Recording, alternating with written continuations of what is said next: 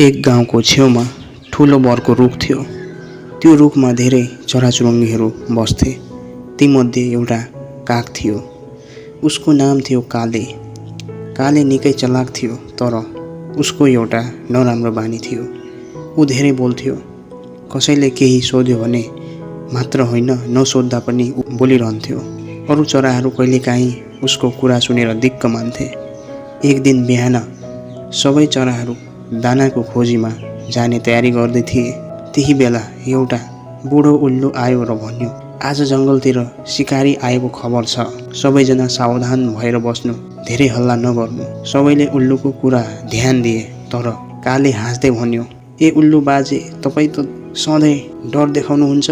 म त जहाँ गए पनि केही हुँदैन। उल्लुले शान्त स्वरमा भन्यो, बच्न चाहन्छौ भने कहिलेकाहीँ चुप लाग्न सिक। तर कालेले वास्ता गरेन।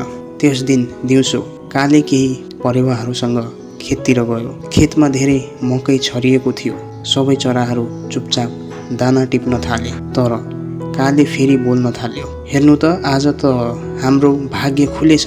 यति धेरै मकै, म त सबैभन्दा धेरै खानेवाला छु। उसको ठुलो आवाज खेतभरि फैलियो। नजिकै लुकेर बसेको शिकारीले त्यो आवाज सुन्यो। उसले बिस्तारै जाल तयार गर्यो। अरू चराहरूले खतरा महसुस गरेर उड्न थाले। एउटा परेवाले कालेलाई फुसफुसाउँदै भन्यो, चुप लाग र उडिहाल। तर काले अझै बोलिरह्यो, डराउनु पर्दैन, म त धेरै चाँडो उड्न सक्छु। उसले कुरा सक्न नपाउँदै जाल उसको माथि खस्यो। काले डरले कराउन थाल्यो, बचाऊ बचाऊ।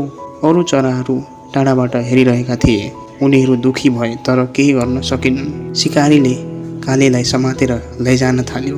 बाटोमा काले धेरै पछुतायो। उसलाई उल्लुको कुरा सम्झना आयो। कहिलेकाहीँ चुप लाग्न सिक। भाग्यवश अचानक ठुलो हावा चल्यो। शिकारीको हातबाट जाल खस्यो र काले कुनै तरहले उम्किन सफल भयो। ऊ सिधै बरको रुखमा फर्कियो। त्यो दिनपछि काले धेरै परिवर्तन भयो। ऊ पहिले जस्तो बिना कारण बोल्दैनथ्यो। कसैले बोल्दा ध्यान दिएर सुन्थ्यो र आवश्यक परेको बेला मात्र आफ्नो कुरा राख्थ्यो। एक दिन सानो भङ्गेराले उसलाई सोध्यो, काले दाइ, तपाईँ पहिले धेरै बोल्नुहुन्थ्यो, अहिले किन यति शान्त हुनुभयो? काले मुस्कुराउँदै भन्यो, धेरै बोल्ने मानिसले कहिलेकाहीँ आफ्नै समस्या आफै निम्त्याउँछ। सही समयमा बोलेको थोरै शब्द धेरै मूल्यवान हुन्छ। त्यसपछि जङ्गलका सबै चराहरूले पनि एउटा महत्त्वपूर्ण पाठ सिके। धेरै बोल्नुभन्दा सही समयमा सही कुरा बोल्नु बुद्धिमानी हो।